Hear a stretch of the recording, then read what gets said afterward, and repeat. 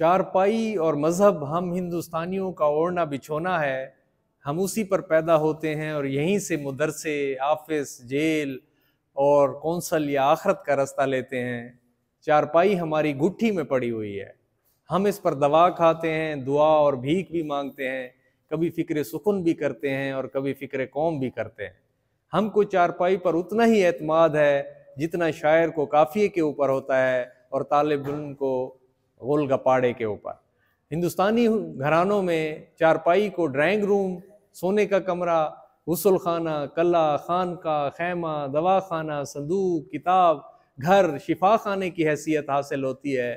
और कोई मेहमान आया, चारपाई निकाल ली, उस पर नई दरी बिछा दी। चारपाई पर सोने के लिए अनाज फैलाया जाता है। कोई तकरीब हुई तो बड़े पैमाने पर आलू छीले जाते हैं। इतने काम सर अंजाम देने के बाद जिस तरह पेंशन याफ्ता मुलाजिम हर काम से सुबकदोश हो जाता है, इसी तरह चारपाई पेंशन के करीब पहुंचती है तो उसको काल कोठड़ी में दाखिल कर दिया जाता है। काल कोठड़ी में वो रखी जाती है और उस पर साल भर की प्याज का ज़ख़ीरा जमा कर दिया जाता है।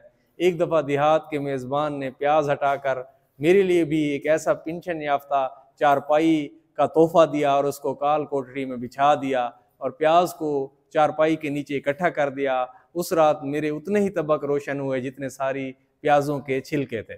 चारपाई एक अच्छे बॉक्स का काम भी देती है। तकिया के नीचे हर किस्म की गोलियां जिसके इस्तेमाल से आपके सिवा कोई और वाकिफ नहीं होता। एक आध रुपया, चंद धेले, पैसे, स्टेशनरी, किताबें, रिसाले, जाड़े के कपड़े, थोड़ा बहुत नाश्ता, फहरिस्त, दवा खाना, समन, जैली दस्तावीज़ के जो है ना मसवदे और सब चारपाई पर लेटे लेटे तकिए के नीचे से निकाल लीजिए। हुकूमत भी चारपाई पर से होती है। ख़ानदान के करता धरता चारपाई पर विराजमान होते हैं। वहीं से ही हर तरह के काम जारी करते हैं और हर गुनाहगार जो होता है उसको सज़ा भी वहीं से दी जाती है। चारपाई खाने का कमरा भी होती है। बावर्ची खाने से खाना चला और उसके साथ 5-7 छोटे बड़े बच्चे, उतनी मुर्गियाँ, 2 कुत्ते, बिल्ली और बेशुमार मक्खियाँ आ पहुँची। कोई चीज़ खा किसी किस्म की हो, कहीं हो, हिंदुस्तान में उसकी तलाश की इब्तदा चारपाई से ही करता है। उसमें हाथी, सोई हुई बीवी, बच्चे, मोजे, मुर्गी चोर, किसी की तखसीस नहीं। रात को खटका हुआ, उसने चारपाई के नीचे नज़र डाली, खतरा बढ़ा तो चारपाई के नीचे पनाह ले ली। ज़िंदगी की शायद ही कोई सरगर्मी हो जो चारपाई या उसके आसपास ना अंजाम पाई हो। चारपाई हिंदुस्तान की आबो हवा, तहजीब व तमद्दुन, ज़रूरत और इजाज़ सब्ज़ का भरपूर नमूना है।